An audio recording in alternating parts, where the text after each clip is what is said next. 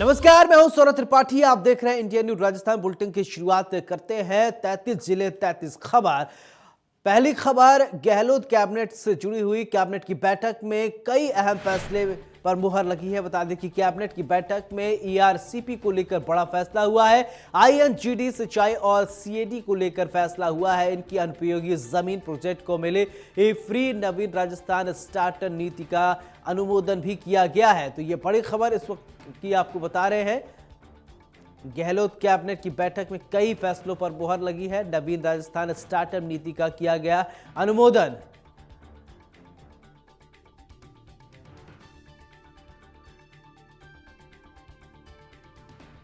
लेकिन ये तब आई बात जब एक पत्रकार ने मेरे से सवाल किया, जी न्यूज के पत्रकार ने, और ये कहा कि आपके यहाँ 46,000 मीट्रिक टन गेहूं लैप्स हो गया, इसके लिए जिम्मेदार कौन है। जब मैंने उसकी जिम्मेदारी बताई और मैंने कहा कि ऐसे अधिकारी जो विभाग के मुखिया के आदेश के बाद भी यूटिलिटी सर्टिफिकेट टाइम पर जारी नहीं करते और उसके बाद गेहूं लेप्स हो जाता है, तो जवाब तो देना पड़ेगा। कोई अधिकारी गड़बड़ करेगा, गलती करेगा, कानून के अनुसार काम नहीं करेगा तो उसकी जिम्मेदारी प्रताप सिंह खाचरियावास नहीं ओढ़ेगा।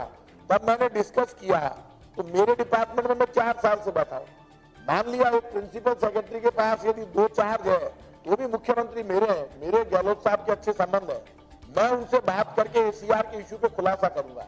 एसीआर पूरे देश में ये कांग्रेस का मुद्दा नहीं है, अकेले बीजेपी कांग्रेस दोनों का मुद्दा है, चाहे प्राइम मिनिस्टर ऑफिस हो चाहे चीफ मिनिस्टर ऑफिस हो। एसीआर जब केंद्र में मंत्री मेरी भावजीत वो खुद भरते थे, भाव जितेंद्र सिंह जी।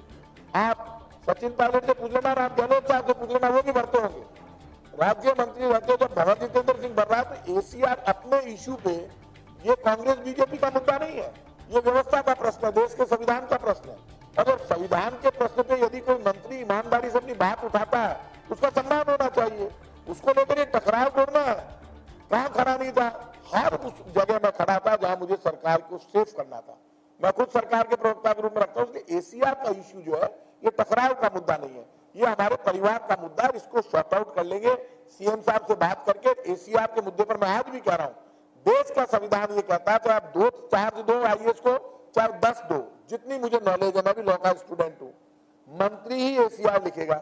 मैंने तो आरएस ऑफिसर की एसीआर नहीं लिखी, मैं कह रहा हूँ ना आपको। अब ये इस बात पर जरूरी नहीं है कि हर कैबिनेट में मैं ये बात खड़ी करके रोज ही एक इश्यू पर बोलूं। मैं बोल चुका, इस पर मैं सीएम साहब से बात करके उसको सॉर्ट आउट करूंगा मिलकर। एक बात सुन लीजिए, किन मंत्रियों ने क्यों भरी, वो इश्यू ये आ रहा है कि भाई जिन एसीएस के पास, इसमें सिस्टम क्या खुला खुला सुन लो। आरएस ऑफिसर जो लगा, मैं जब ट्रांसपोर्ट मिनिस्टर था, आरएस ऑफिसर की भरता था ट्रांसपोर्ट कमिश्नर, अब ट्रांसपोर्ट कमिश्नर की भरते थे एसीएस अभय कुमार सिंह। अभय कुमार सिंह के पास 2 चार्ज थे, तो जो 2 चार्ज तो अकेले अभय कुमार सिंह के पास थे, तो अभय कुमार सिंह की तो ऊपर भर दो, नीचे तो मुझे बढ़नी चाहिए थी ना, कमिश्नर की और आरएस ऑफिसर की, आईएएस ऑफिसर की। उसमें ये कहा गया है, एक 2008 का आदेश है जो मैंने पढ़ा नहीं, डीओपी निकालती है आदेश, और डीओपी को हक है, डीओपी को पावर है, डीओपी सीएम के पास है। लेकिन मैंने जो मेरी बात ईमानदारी से उठाई, तो डीओपी को हक है, वो रूल चेंज कर देते हैं और एक्ट के अनुसार कह देते हैं भाई जब 2 चार्ज है तो 2 चार्ज है। मैं किसी आईएएस ऑफिसर से लड़ नहीं रहा हूँ, ये इश्यू है। अभी कटारिया जी बोले कुंठा में है राजस्थान के मंत्री, मैं कुंठा में नहीं हूं, दोनों को पास में बिठाओ, दोनों के चेहरे की स्टडी करो और बताओ कौन कुंठा में है। वसुंधरा जी जब चीफ मिनिस्टर थी रोज रोते थे, कटारिया जी रोज, सारे मंत्री रोते थे। खुद राजेंद्र राठौड़ ने कहा कि मैं शर्मिंदा हूं कि मैं राजस्थान का स्वास्थ्य मंत्री हूं कोटा में, क्योंकि इनके पास एसीआर की पावर ही नहीं थी। तो तुमने नहीं लिखी, आपने नहीं लिखी, आप डरते थे वसुंधरा जी से, आपके कहने से ना ट्रांसफर होता था ना आप एसीआर लिखते थे, तो सब पावर वसुंधरा जी के पास थी। अब आप चाहते हो बीजेपी वालों की भी भाषा देखो, जैसे वो थे वैसे मैं करूं, ऐसा नहीं हो सकता। मैंने मेरा इश्यू उठाया, ये मेरे मुख्यमंत्री का विरोध नहीं है। जब आईएएस अफसर की गलती का सवाल मेरे से प्रेस ने पूछा तब ये इश्यू आया, तो जो इश्यू आ गया उसमें मुझे प्रेस में क्लियर करना ही पड़ेगा। ये अनुशासनहीनता नहीं है, इसलिए अनुशासनहीनता का पाठ पढ़ना चाहिए सबको। और मैं तो 3 साल से कह रहा हूं अनुशासनहीनता पे कार्रवाई करनी चाहिए। मैंने कहा डोटासरा जी को 10 बार, मैंने कहा आज कह रहा हूं प्रेस में कि आप अनुशासन कमेटी बनाओ। और मंडल ने जनजाति क्षेत्रीय विकास विभाग द्वारा संचालित महिला छात्रावासों में छात्रावास अधीक्षक ग्रेड 2 का पद केवल महिला अभ्यर्थियों द्वारा ही भरे जाने का निर्णय लिया है। इस निर्णय से इन छात्रावासों में रहकर अध्ययन कर रही बालिकाओं की सुरक्षा एवं निजता सुनिश्चित की जा सकेगी। इस निर्णय में अब छात्रावासों में स्वीकृत 274 अधीक्षकों के पदों पर महिला वार्डनों का पदस्थापन हो सकेगा। कार्मिकों पर लघु शास्त्री एवं एसीपी आगामी देय तिथि को मिलेगी। मंत्रिमंडल ने राजस्थान सिविल सेवा पुनरीक्षित वेतन नियम 2017 में संशोधन के प्रस्ताव को मंजूरी देते हुए कार्मिकों के हितों में बड़ा निर्णय लिया है। इसमें राजस्थान सिविल सेवा वर्गीकरण नियंत्रण एवं अपील नियम 1958 के नियम 17 के अंतर्गत कार्मिक को दी गई लघु शास्त्रियों के मामलों में एपीएआर की अनुपलब्धता तथा एपीआर में प्रतिकूल टिप्पणी होने के मामलों में एसीपी में परिमाणिक प्रभाव को समाप्त किया जा रहा है। अब कार्मिकों को आगामी एसीपी देय तिथि को प्राप्त हो सकेगी। आंगनवाड़ी पर्यवेक्षकों के पद पर अति पिछड़ा वर्ग एवं आर्थिक रूप से कमजोर अभ्यर्थियों को भी आयु सीमा में छूट मिलेगी। मंत्रिमंडल ने राजस्थान समेकित बाल विकास राज्य एवं अधीनस्थ सेवा नियम 1998 के में संशोधन किया है। इसमें पर्यवेक्षक के पद पर अति पिछड़ा वर्ग एवं आर्थिक रूप से कमजोर के अभ्यर्थियों को भी आयु सीमा में अब छूट मिलेगी। महिला एवं बाल विकास विभाग ने आंगनवाड़ी कार्यकर्ता से पर्यवेक्षक के पद पर सीधी भर्ती के लिए ऊपरी आयु सीमा में 10 वर्ष की छूट का प्रावधान है, जिसमें आरक्षित वर्ग के अभ्यर्थियों के लिए 5 वर्ष की अतिरिक्त छूट भी दे है। अब यह शिथिलता अन्य आरक्षित वर्गों के साथ साथ अति पिछड़े और आर्थिक रूप से कमजोर वर्ग के अभ्यर्थियों को भी मिल सकेगी। खिलाड़ियों का बढ़ेगा मनोबल। मंत्रिमंडल ने खिलाड़ियों के हित के लिए एक बहुत ही बड़ा महत्वपूर्ण फैसला किया है। मंत्रिमंडल ने राज्य के उत्कृष्ट खिलाड़ियों को राजकीय सेवाओं में 2% आरक्षण का लाभ राजस्थान इंजीनियरिंग सब ऑर्डिनेट सर्विसेज और राजस्थान साइंस एंड टेक्नोलॉजी सेवाओं में भी देने को स्वीकृति आज की बैठक में प्रदान की गई है। बैठक में राष्ट्रीय खेलों में प्रतिनिधित्व करने वाले राजस्थान राज्य में उत्कृष्ट खिलाड़ियों को भी आउटस्टैंडिंग स्पोर्ट्स पर्सन की श्रेणी में शामिल करने के प्रस्ताव का भी अनुमोदन किया गया है। इस निर्णय से राज्य के उत्कृष्ट खिलाड़ियों का मनोबल बढ़ेगा। बूंदी की राजकीय आईटीआई का नाम होगा डॉक्टर भीमराव अंबेडकर राजकीय औद्योगिक प्रशिक्षण संस्थान। भारत रत्न डॉक्टर भीमराव अंबेडकर जी के नाम से मंत्रिमंडल ने बूंदी के हिंडोली में स्थित राजकीय औद्योगिक प्रशिक्षण संस्थान का नामकरण बाबा साहब डॉक्टर भीमराव अंबेडकर के नाम पर करने के प्रस्ताव को मंजूरी आज दी है। राजकीय औद्योगिक प्रशिक्षण संस्थान हिंडोली जिला बूंदी का नामकरण डॉक्टर भीमराव अंबेडकर राजकीय औद्योगिक प्रशिक्षण संस्थान हिंडोली के किए जाने से स्थानीय जनभावना का सम्मान हो सकेगा तथा बाबा साहब के प्रति सच्ची श्रद्धांजलि अर्पित होगी। आज राहुल गांधी जी इस देश के अंदर भारत जोड़ो यात्रा को लेकर निकले हुए हैं और मैं समझती हूँ कि करोड़ों लोगों ने इस यात्रा में आज तक राहुल जी का साथ दिया है। लाखों लोग उनके साथ लगातार प्रतिदिन चल रहे हैं।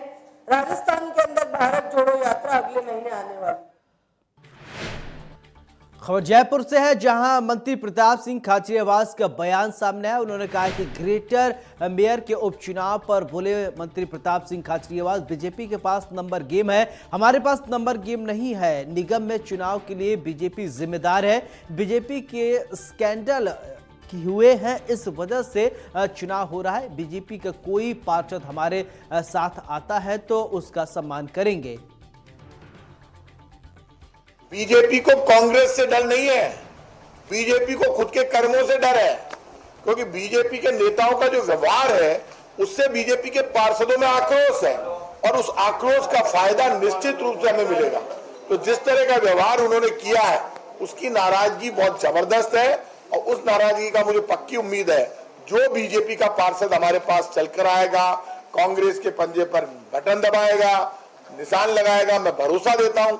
मेरी मां ने मुझे सिखाया कि यदि कोई जिंदगी में एक बार कांटा निकाल दे तो उसका हमेशा ऐसा।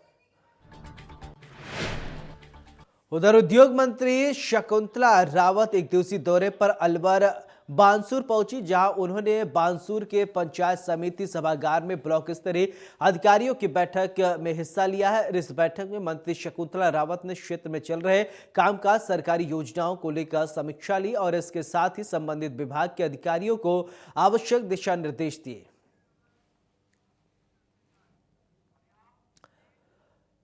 उधर बीकानेर के रविंद्र रंगमंच में राष्ट्रीय सेवा योजना +2 के राज्य स्तरीय प्रधानाचार्य कार्यक्रम का आयोजन किया गया और इसके साथ ही कार्यक्रम अधिकारी और स्वयंसेवक सम्मान समारोह का भी आयोजन किया गया। कार्यक्रम में शिक्षा मंत्री डॉक्टर बी.डी. कल्ला, संभागीय आयुक्त नीरज के पवन, जिला कलेक्टर समेत कई गणमान्य लोग मौजूद रहे। इस दौरान शिक्षा मंत्री कल्ला ने कहा है कि एनएसएस स्वयंसेवकों का ऐतिहासिक इमारतों के जीर्णोद्धार और पौधरोपण समेत कई सामाजिक कार्यों में अहम योगदान है।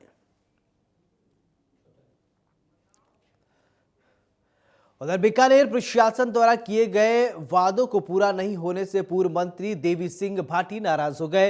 इसके साथ ही उन्होंने अपने समर्थकों के साथ संभागीय आयुक्त नीरज के पवन से मुलाकात की और इस दौरान भाटी ने पीछे हुए वादों को याद दिलाते हुए उसे जल्द से जल्द पूरा करवाने की बात कही है। पूर्व मंत्री देवी सिंह भाटी ने कहा है कि गोचर नहरी पानी, शहर के नाले, पब्लिक पार्क और शुगर मिल और सूरसागर और पीने का पानी सहित ग्रामीणों से जुड़े समस्या शामिल है। भाटी ने कहा है कि प्रशासनिक अधिकारियों ने एक भी मौखिक और लिखित वादों को पूरा नहीं किया है।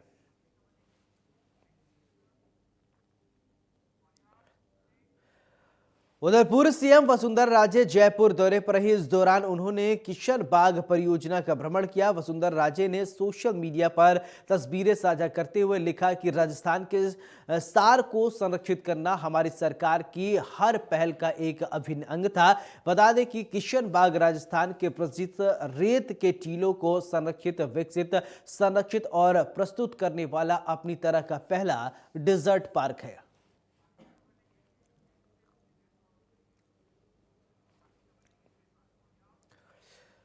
उधर भाजपा प्रदेश अध्यक्ष सतीश पूनिया ने सड़क, पेयजल समेत अन्य समस्याओं को लेकर आमेर तहसील का घेराव किया। सतीश पूनिया ने इस दौरान कार्यकर्ताओं के साथ अपनी मांगों को लेकर कुंडा तिराहे से नंगे पांव आमेर तहसील तक पहुंचे और मार्च किया। बता दें कि पूनिया ने कहा कि जिस तरीके से इस सड़क को फुटबॉल बनाया गया है, उन्होंने कहा कि सदन से लेकर सड़क तक, चिट्ठी पत्र से लेकर खातों तक लिखा गया है, लेकिन कोई सुनवाई नहीं हुई है। और पूनिया ने कहा है कि मामले को लेकर मेरी यूडीएच सेक्रेटरी से भी व्यक्तिगत बात हुई है और इसके साथ ही डीएलबी के डायरेक्टर से भी समस्या को दूर करने की बात हुई है।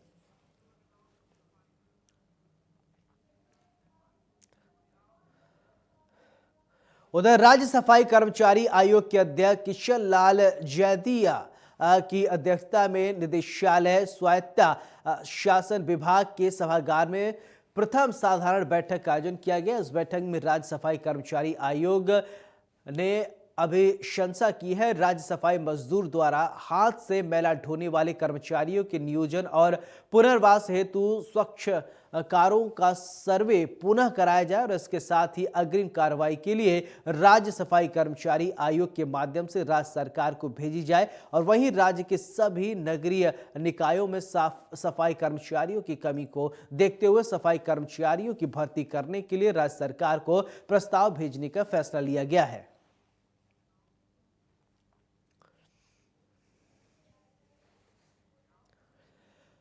वैश्विक मंच पर भारत की पकड़ बढ़ती ही जा रही है। इस बार हिंदुस्तान को G20 देशों का नेतृत्व करने का अवसर मिल रहा है। 1 दिसंबर से भारत G20 देशों की अध्यक्षता करेगा और ये मौका भारत को अंतर्राष्ट्रीय स्तर पर महत्वपूर्ण मुद्दों में वैश्विक एजेंडे में योगदान का अवसर प्रदान करेगा।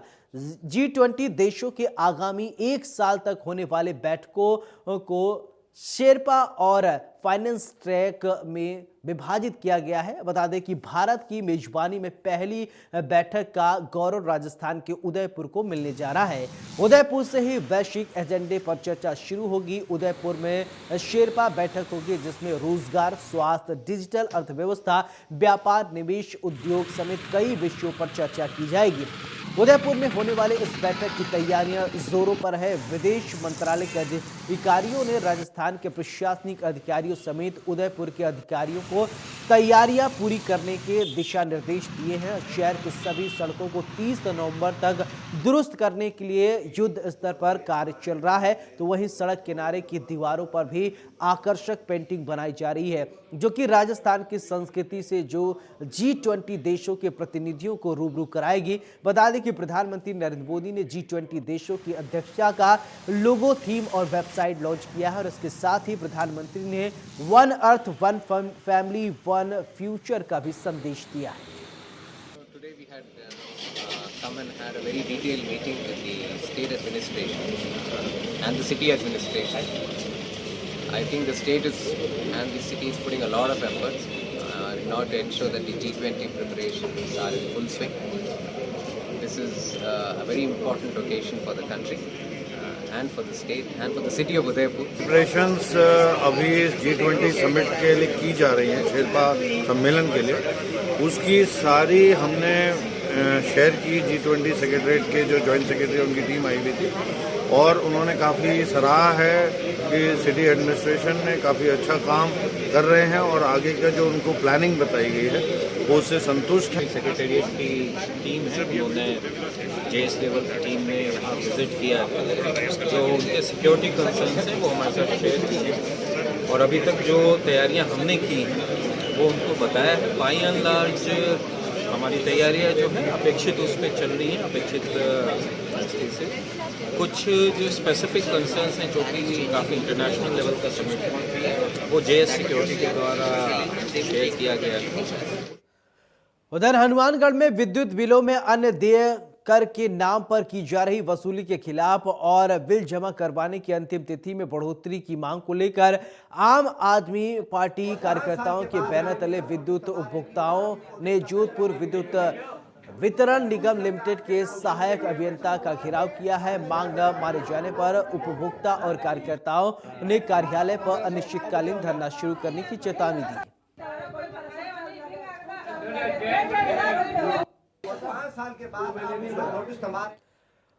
उधर जालोर जिला मुख्यालय पर भारतीय आंगनबाड़ी कर्मचारी संघ और भारतीय मजदूर संघ ने आंगनबाड़ी की समस्याओं को लेकर मुख्यमंत्री के नाम जिला कलेक्टर को ज्ञापन सौंपा और इस दौरान संघ के कर्मचारियों ने राज्य सरकार द्वारा समस्याओं का समाधान करने की मांग की है। आंगनबाड़ी कर्मचारियों का कहना है कि आंगनबाड़ी केंद्रों पर वर्तमान में जो पोषाहार आ रहा है वो काफी घटिया और बदबूदार है और इससे गर्भवती महिलाओं के बीमार होने का डर रहता है। इसके साथ ही आंगनबाड़ी में कार्य करने वाली कार्यकर्ता, सहायिका, आशा सहयोगिनी को नियमित कर सरकारी कर्मचारी घोषित करने की मांग की गई है।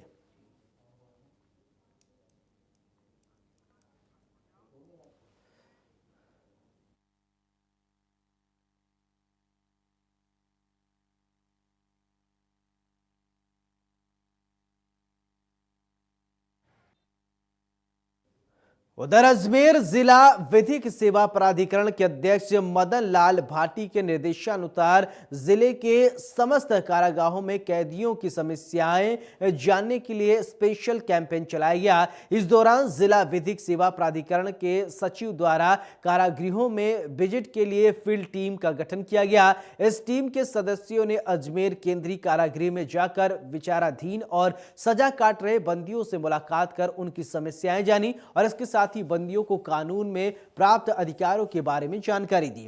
बता दें कि टीम ने विधिक सेवा प्राधिकरण के द्वारा कैदियों की पैरवी के लिए वकील उपलब्ध कराए जाने, उन्हें मिलने वाले अन्य निःशुल्क विधिक सेवाओं के बारे में भी जानकारी दी।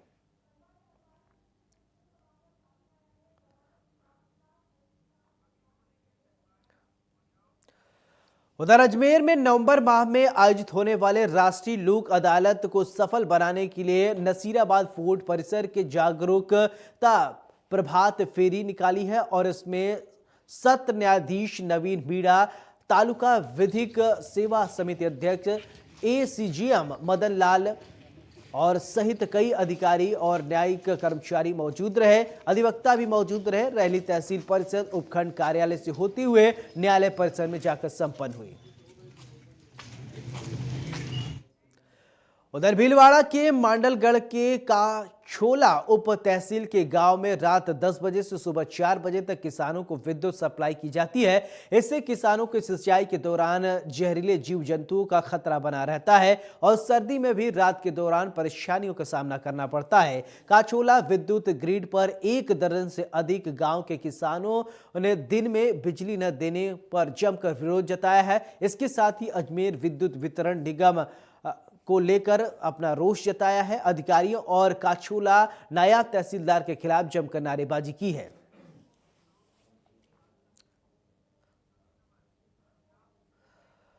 उधर एआईएमआई चीफ असदुद्दीन ओवैसी ने राजस्थान में अल्पसंख्यकों को दिए जा रहे बजट को लेकर सवाल खड़े किए हैं। इसके बाद ओवैसी के बयान पर पलटवार करते हुए मुस्लिम वक्फ बोर्ड चेयरमैन खानू खान बुधीवाला ने उनके खिलाफ कई सवाल दागे हैं और बुधीवाला ने कहा कि ओवैसी पहले खुद के गिरेबान में झांक कर देखें कि वो मुसलमानों के लिए कितनी बार और क्या कुछ काम किए हैं।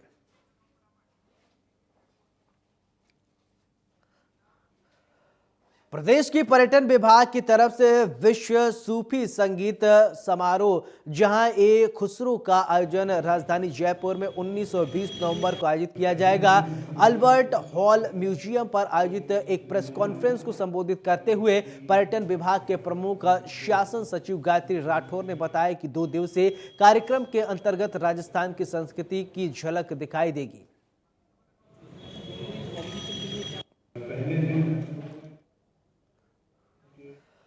उधर कोटा आयोजित 3 दिवसीय 66वीं जिला स्तरीय ताइक्वांडो प्रतियोगिता का समापन हो गया। प्रतियोगिता में जीते खिलाड़ियों को जिला कलेक्टर ओपी बुनकर ने सम्मानित किया।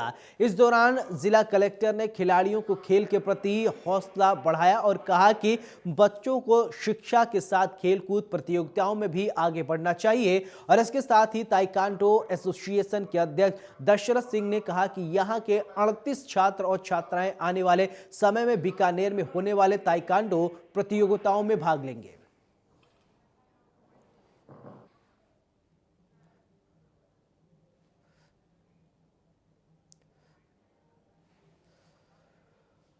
तैंतीस जिले में इतना ही। नमस्कार।